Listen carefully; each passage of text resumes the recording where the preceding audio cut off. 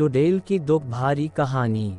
रमेश बाबू अपने कार्यालय में अपनी सीट पर बैठकर फाइलों को उलट पलट रहे थे। उनका कार्यालय ग्रामीण क्षेत्र में था, जहां जाने के लिए कच्ची सड़कों से होकर जाना पड़ता था। अरे इतना ही नहीं, कार्यालय के आसपास में जंगली पौधों की अधिकता थी। कहीं कहीं तो ये जंगली पौधे इतने सघन थे कि एक घने जंगल के रूप में दिखते थे। कार्यालय के मुख्य दरवाजे को छोड़ दे तो बाकी हिस्से पूरी तरह से घास फूस आदि से ढके लगते थे। कार्यालय के कमरों की खिड़कियों आदि पर लंबे लंबे घास फूसों का साम्राज्य था। दिन में भी कार्यालय में एक हल्का अंधकार पसरा रहता था, जिससे ऐसा लगता था कि यह कार्यालय हरी भरी वादियों में शांत मन से बैठा हुआ किसी गहरे चिंतन में डूबा हुआ हो। क्योंकि इस कार्यालय में कुल कर्मचारियों की संख्या मात्र 5 ही थी, जिसमें से एक रामखेलावन थे, जो चपरासी के रूप में यहाँ अपनी सेवा दे रहे थे। रामखेलावन ही वह व्यक्ति थे जिनके कार्य व्यवहार से यह शांत कार्यालय कभी कभी मुखर हो उठता था और कर्मचारियों की हंसी ठिठोली से जाग उठता था। रामखेलावन जी पास के ही एक गांव के रहने वाले थे और प्रतिदिन कोई न कोई असहज घटना कार्यालय के बाकी 4 कर्मचारियों को सुनाया करते थे। वे विशेषकर जब भी कार्यालय में प्रवेश करते तो सबसे पहले रमेश बाबू के कमरे में जाते और राम राम कहने के साथ ही शुरू हो जाते कि बाबू कल तो गांव में गजब हो गया था। रमदैया को जंगल में चुड़ैल ने पकड़ लिया था तो मनोहर का सामना एक भयानक भूत से हो गया था। जब तक रामखेलावन जी सभी कर्मचारियों से मिलकर कुछ भूत प्रेत गांव गढ़ा की बातें नहीं बता लेते, उन्हें कल चैन नहीं पड़ता था। कोई कर्मचारी रामखेलावन की बातों को सहजता से सुनता तो कोई केवल हाँ हूँ करके उस ओर कान नहीं देता और उन्हें स्टोव जलाकर चाय बनाने के लिए कह देता या पानी की ही मांग करके उनसे बचने की कोशिश करता। पर रामखेलावन की बातों को रमेशर बाबू बहुत ही सजगता से सुनते और पूरा ध्यान देते हुए बीच बीच में हाँ हूँ करने के साथ कुछ सवाल भी पूछते। एक दिन की बात है, रामखेलावन जी कार्यालय थोड़ा जल्दी ही पहुंच गए और सीधे रमेश बाबू के कमरे में घुस गए। पर उस समय रमेशर बाबू अपनी कुर्सी पर नहीं थे, शायद वे अभी कार्यालय पहुंचे ही नहीं थे। रामखेलावन थोड़ा डरे सहमे लग रहे थे और बार बार अपने माथे पर आ रहे पसीने को गमछे से पोंछ रहे थे। वे ज्यों ही कमरे से बाहर निकले त्यों ही कार्यालय के प्रांगण में उन्होंने रमेश बाबू को अपनी साइकिल को खड़े करते हुए देखा। वे दौड़कर रमेशर बाबू के पास पहुंच गए और बिना जेरमी किए ही हकलाकर घबराकर बोले, बाबू बाबू, कल रात को तो गजब हो गया। मेरा पूरा परिवार आफत में आ गया है। समझ में नहीं आ रहा है कि क्या करूं। रमेशर बाबू ने उन्हें अपने कमरे की ओर चलने का इशारा करते हुए आगे आगे तेज कदमों से अपने कार्यालय कक्ष में प्रवेश किए। फिर एक कुर्सी पर रामखेलावन जी को बैठने का इशारा करते हुए अपने झोले को वहीं मेज पर रखकर एक गिलास में पानी लेकर कक्ष के बाहर आकर हाथ धोए। उसके बाद कमरे में लगे हनुमान जी की फोटो को अगरबत्ती दिखाने के बाद अपनी कुर्सी पर बैठते हुए रामखेलावन जी से बोले, रामखेलावन जी अब अपनी बात पूरी विस्तार से बताए। उनकी अनुमति मिलते ही रामखेलावन जी कहना शुरू किए, बाबू कल मैं जब शाम को घर पर पहुंचा तो पता चला कि मेरी बहू कुछ लकड़ी आदि की व्यवस्था करने जंगल की ओर गई थी और वहीं उसे किसी चुड़ैल ने धर लिया था। वह इधर उधर जंगल में भटक रही थी, तभी कुछ गांव के ही गाय बकरी के चरवाहों की नज़र उस पर पड़ी। वे लोग स्थिति को भांप गए और मेरी बहू को पकड़कर घर पर छोड़ गए। फिर गांव के ही सोखा बाबा ने झाड़ फूंक की, उसके बाद उस चुड़ैल से छुटकारा मिला। पर आज सुबह फिर से उस पर चुड़ैल हावी हो गई है। सुबह से ही सोखा बाबा उसे उतारने में लगे हैं, पर वह छोड़कर जाने का नाम ही नहीं ले रही है। समझ में नहीं आ रहा है कि क्या करूं। रामखेलावन की बातों को सुनकर रमेश बाबू थोड़े गंभीर हुए और अचानक पता नहीं क्या सूझा कि हंसने लगे। रमेश बाबू की यह हालत देखकर रामखेलावन जी तो और भी हक्के बक्के हो गए। उन्हें समझ में नहीं आया कि आखिर इनको क्या हो गया, कहीं इन पर भी तो किसी भूत प्रेत का साया नहीं पड़ गया। अभी रामखेलावन जी यही सब सोच रहे थे, तभी रमेश बाबू अपनी कुर्सी पर से उठे और बिना कुछ बोले रामखेलावन को अपने पीछे आने का इशारा करते हुए कमरे से बाहर निकल गए। कमरे से बाहर निकलकर रमेशर बाबू पास की ही एक झाड़ी से कुछ पत्तों को तोड़ा और मन ही मन कुछ मंत्र बुदबुदाए। फिर रामखेलावन को उन पत्तों को देते हुए बोले कि आप इसे पीसकर अपनी बहू को पिला दें और अपने घर पर ही रुकें। मैं कार्यालय में कुछ जरूरी कामकाज निपटा कर अभी 1-2 घंटे में आपके घर पर पहुंचता हूं। रामखेलावन जी बिना कुछ बोले केवल सिर हिलाए और उन पत्तों को लेकर घर की ओर बढ़े। रास्ते में उन्हें केवल एक ही बात खाए जा रही थी कि रमेशर बाबू को यहाँ आए 3 साल हो गए, पर कभी उन्होंने इस बात का जिक्र नहीं किया कि वे भूत प्रेतों को उतारना भी जानते हैं। कहीं वे मजाक में तो इन पत्तों को तोड़कर झूठ मूठ में कुछ बुदबुदाकर मुझे नहीं दे दिए, पर रमेश बाबू ऐसा नहीं कर सकते। वे तो बहुत गंभीर आदमी हैं और हमारी सारी बातों को भी तो बहुत गंभीरता से लेते हैं और समय समय पर हर प्रकार से हमारी मदद भी तो करते रहते हैं। ना ना, वे मेरे साथ मजाक नहीं कर सकते। यही सब सोचते सोचते रामखेलावन जी घर पर पहुंच गए। घर के बाहर 10-15 गांव घर के ही लोग बैठे नजर आए। एक खटिया पर सोखा बाबा भी बैठकर लोगों से कुछ बातचीत कर रहे थे।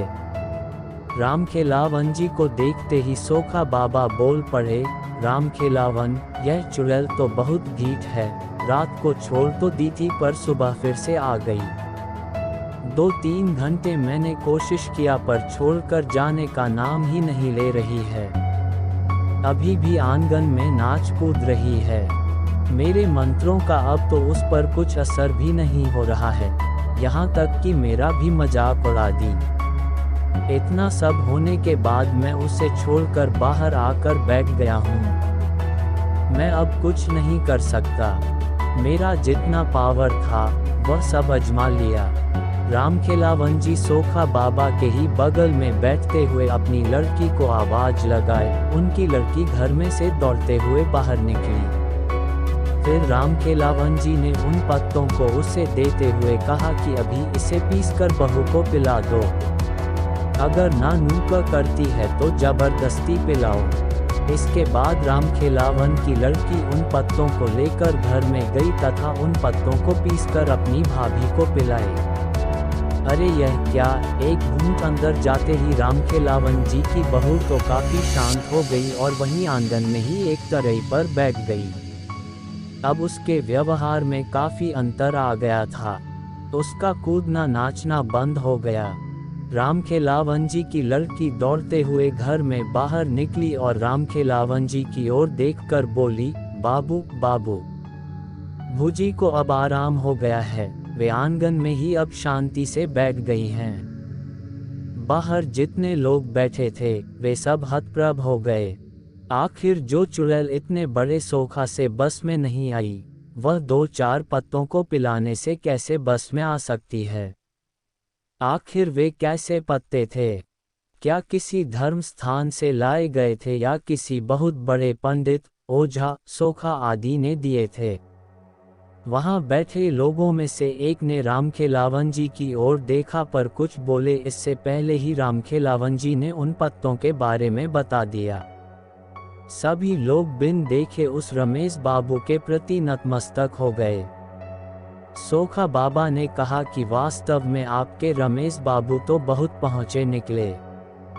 जिस चुड़ैल को बस में करने के लिए मैंने सारे के सारे हथकंडे अपना लिए, उसे उनके मंत्रित 2-4 पत्तों ने बस में कर लिया। फिर तो रामखेलावन जी थोड़ा तन कर बैठ गए और लगे रमेशर बाबू का गुणगान करने। अभी वे लोग आपस में बात कर ही रहे थे, तभी रमेश बाबू की साइकिल वहां रुकी। रमेश बाबू को देखते ही रामखेलावन जी दौड़कर रमेशर बाबू के हाथ से साइकिल लेकर खुद ही खड़ी करते हुए बोले, रमेश बाबू, आपके पत्तों ने तो कमाल कर दिया। अब बहू काफी अच्छी है और शांति से आंगन में बैठी है। रमेश बाबू के इतना कहते ही वहां बैठे सभी लोग खड़े हो गए और रमेश बाबू की जेरमी करने लगे। रमेश बाबू सबका अभिवादन स्वीकार करते हुए उन लोगों के बीच ही एक खाट पर बैठ गए।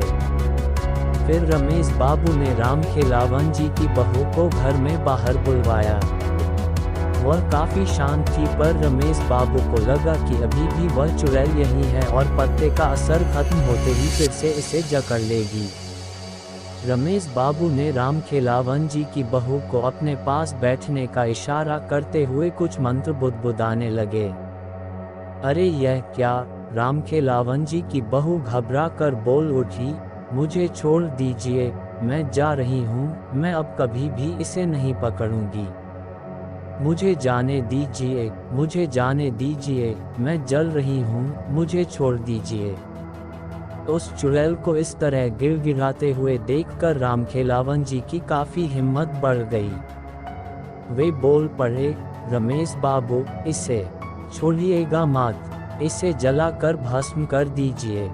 पर वह चुड़ैल रामखेलावन जी की ओर ध्यान न देते हुए रमेश बाबू की ओर दयनीय स्थिति में देखते हुए अपने प्राणों की भीख मांगती रही। रमेशर बाबू काफी गंभीर लग रहे थे।